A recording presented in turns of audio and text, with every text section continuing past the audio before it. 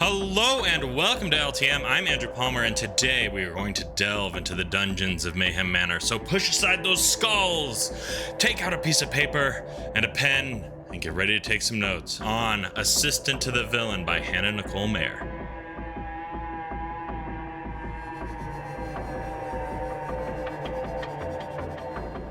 If you've seen my critique videos before, you'll know that I like to do them in three parts. The summary, what worked and what didn't. So if you do not like spoilers, most of the spoilers will be in the summary section. So you can skip ahead to this timestamp right here and get to what worked.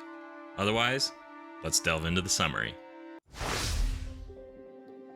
Like so many fantasy stories, we start with a prologue. We meet Evie Sage, the protagonist of this novel, who is unable to find work at a local job fair. She's wandering the hickory forest on the edges of the kingdom of Renadon when she stumbles across a river. She splashes the water into her face, and it's red.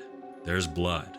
She finds the villain in the water after he has been injured by the Valiant Guard. What happens is they run away from the Valiant Guard. She is her typical snarky self, and the villain, does he fall in love? Maybe, maybe not, but he does want to hire her to be his assistant. And so they wander off to Mayhem Manor to start Evie's new life as the assistant to the villain. We jump ahead 5 months into chapter 1, where Evie Sage is coming to work on a typical day. Severed heads are hanging from the ceiling, and the oh-so-heavy-handed office manager, Rebecca, is her typical self, giving Evie a hard time. There's interns all over the place, and we get a typical office setting that you might find in any rom-com.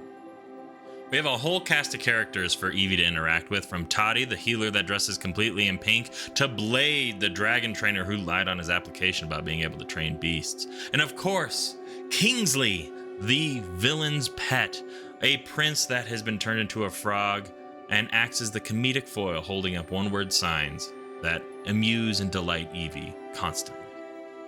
What has been a fruitful venture for the last 10 years doesn't seem to be working. King Benedict has figured out how the villain is stealing all of the resources, and the last couple raids have turned up empty. The villain is having a problem being the villain.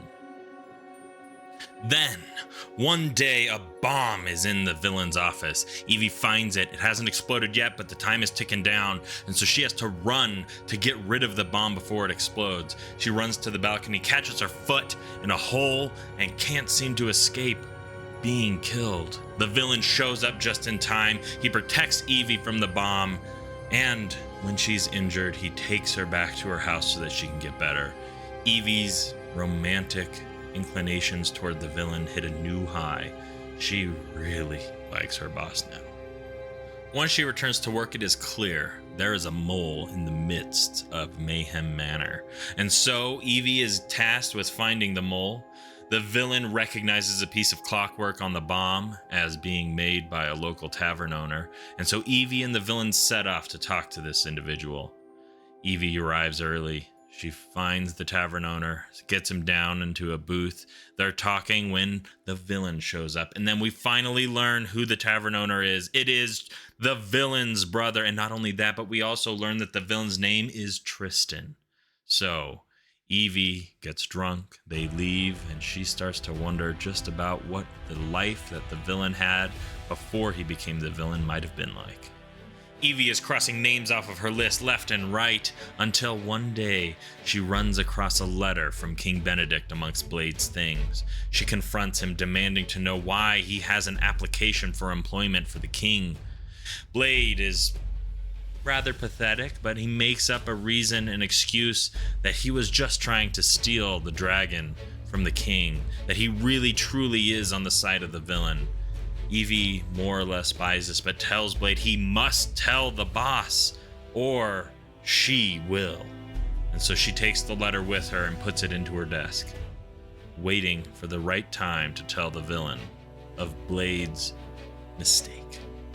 This letter comes to light at the wrong moment. Rebecca comes into the office while Evie and the villain are talking. She reveals the letter. The villain is furious and demands that Evie explain herself. Evie tries, but the villain just keeps pushing until Evie resigns from her position.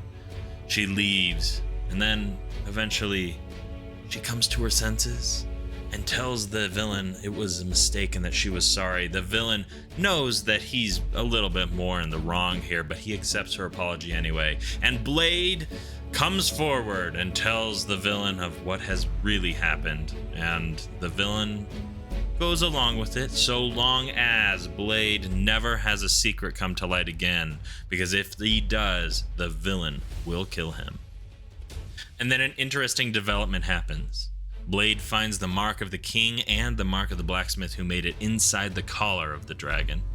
They go off to confront Evie's previous employer, Mr. Warson, and it does not go well. He keeps with him a dagger that he used to scar Evie with magic. And Evie cannot be near this dagger at all without experiencing immense pain.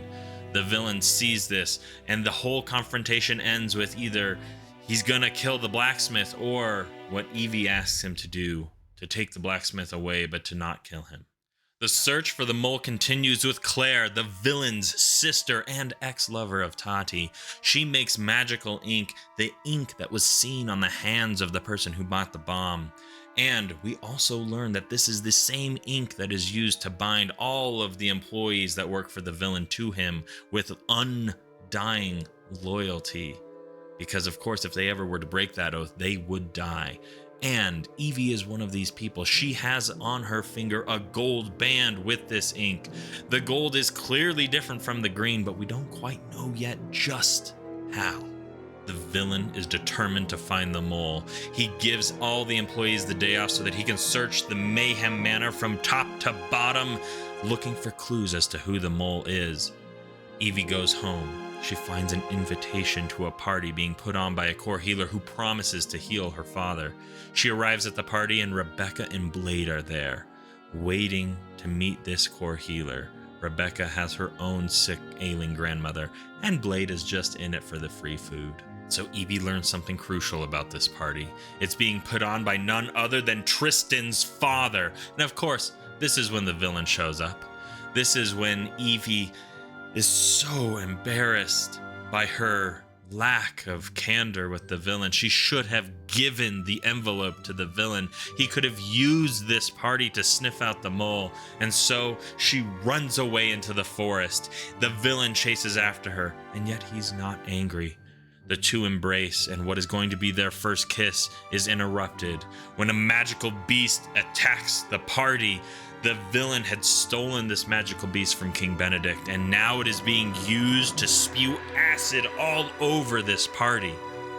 And so the villain and Evie return to the party to give aid to Rebecca and Blade, and this is when the Valiant Guard show up. Everything goes awry. The villain is knocked unconscious, and Evie has to think quickly if she's going to escape the Valiant Guard. She comes up with a story of infertility. The villain and her manage to escape. The villain returns home to Mayhem Manor. Evie returns home, and this is where we learn some of the most critical clues as to who the mole is.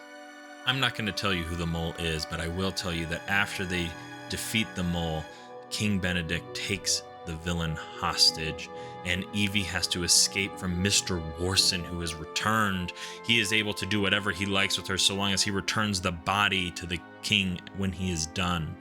Evie kills Mr. Warson, escapes with the help of the Valiant Guard, who she never learns the identity of, and she vows to return the villain to Mayhem Manor.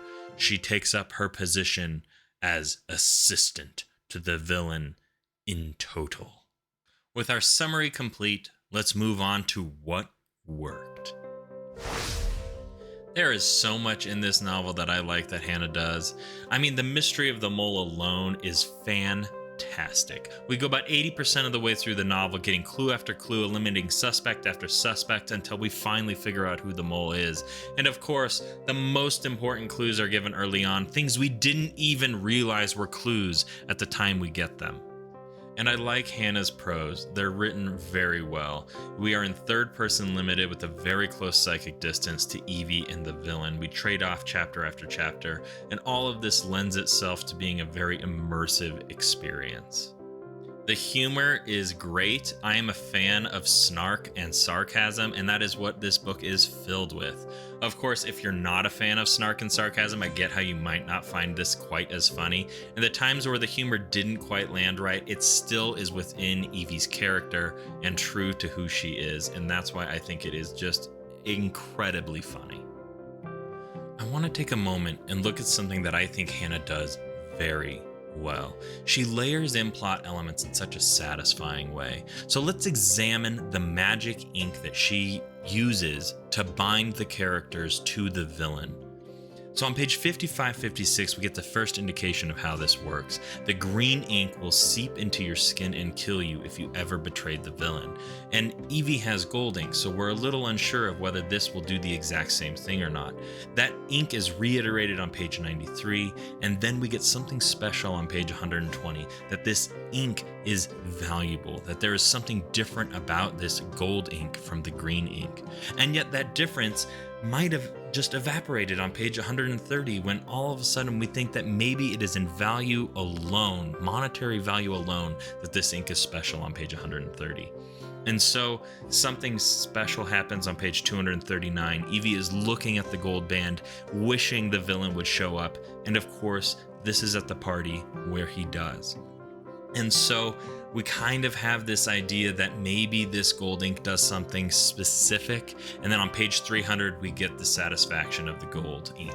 We are told exactly how this magic works. And so for 250 pages, Hannah is bringing us along as we try to figure out exactly how this gold ink works. She's layering it in every so often just to keep us intrigued. And of course, this is happening at the same time as we're trying to hunt for the mole. It is very well done. It is exactly how you should keep small subplots alive as you move through your novel. So, are there things that can be improved on? What didn't work? Well, there's a few, but most of them are pretty minor. There's two things that I want to touch on that could be better. The first is the level of technology. I am honestly confused on where we are technologically in this world. For most of the novel, I think we are in medieval or Renaissance level of tech. The king and his guards use swords, so does the villain. And yet we have ventilation ducts, running water, references to a nightlight, and human resources. These are done most likely to be humorous, but it does confuse me. This world doesn't quite make sense from a technological perspective. And the second thing is an issue with character development. Evie doesn't like to run. We learned this on page 9. It is very clear she does not like to run. And yet, in two critical plot points in the novel, she is running and she's good at it. She tackles somebody. She outruns the villain who is arguably more fit than she is. And so it just seems odd that we would even have this in there. It's probably just a touchstone to the reader. You know, if you're like me, you don't like to run, Evie doesn't like to run, okay, now we can relate with Evie. She's snarky, she has this witty humor, all things that we like to think of as ourselves, but I almost don't even think we need to have her not like running. She can like running. I don't think that this really is necessary. It's a point of character development that I don't think needs to be there. I have two more things that I think could use improvement. However, I'm leaving those to my full critique of Assistant to the Villain, which you can find at learningtomaster.com. Thank you so much for watching. It has been a blast. I have had so much fun. If you would like to follow along with the next book that I'm going to critique, we're leaving the fantasy genre and headed to the high seas in David Grann's The Wager, right here on Learning to Master.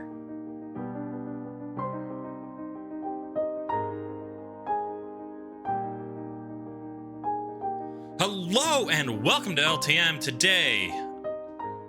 No!